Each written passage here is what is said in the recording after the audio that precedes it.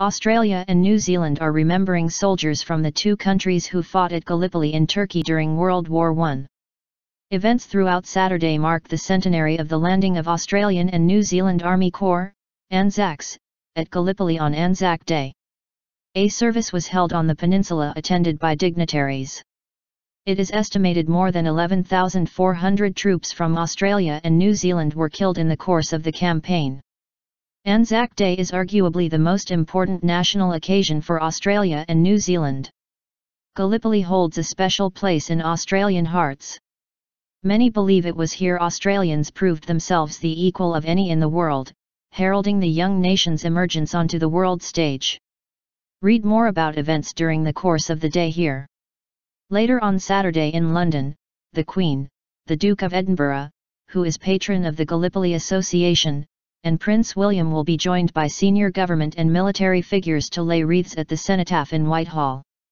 In Scotland, First Minister Nicola Sturgeon and Scottish Secretary Alastair Carmichael will join veterans and members of the public in marking the anniversary at Edinburgh Castle.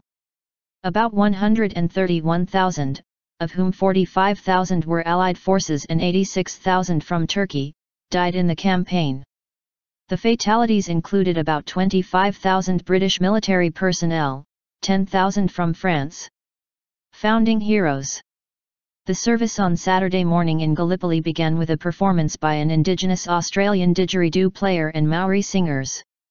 Thousands from Australia and New Zealand were in Turkey for the anniversary along with Princes Charles and Harry and a large number of international dignitaries.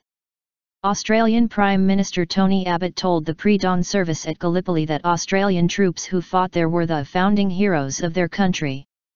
Mr. Abbott said that the soldiers were as good as they could be in their time. Now let us be as good as we can be in our time. Paying tribute to his country's armed forces, New Zealand Prime Minister John Key said that his country has rarely been seen as aggressors, but that is exactly how they were seen by Ottoman Turks in 1915. He said that Gallipoli had become a byword for the best characteristics of Australians and New Zealanders, especially when they work side by side in the face of adversity. A quotation by Mustafa Kemal Ataturk, the founder of the Republic of Turkey after the fall of the Ottoman Empire, was also read at the service. You, the mothers who sent their sons from faraway countries, wipe away your tears, your sons are now lying in our bosom and are in peace. After having lost their lives on this land, they have become our sons as well. Thousands of miles away in Australia and New Zealand, dawn services and other events were also held on Saturday morning to mark the centenary of the landings amid tight security. They loved and were loved in return, were prepared to fight for their beliefs, were, like us, prey to fears and human despair, said Australian Chief of Army David Morrison in an address at the Canberra Australian War Memorial. It makes their sacrifice and their capacity to endure real despite the passage of time. In Sydney, dozens of surf boats from Australia, New Zealand, and Turkey took part in a symbolic reenactment of the Gallipoli landings. Semil Gökten, a Turkish student in Sydney, described the centenary as a bonding event across cultures. It is great to come here and share our mutual bonds together, he said. More than 20,000 people in New Zealand attended a service at the National War Memorial in Wellington, where Governor-General Jerry Maitbury was accompanied by Australian counterpart Peter Cosgrove.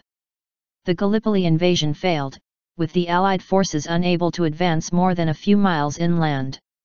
A bloody stalemate ensued which lasted until Allied troops evacuated the peninsula in January 1916.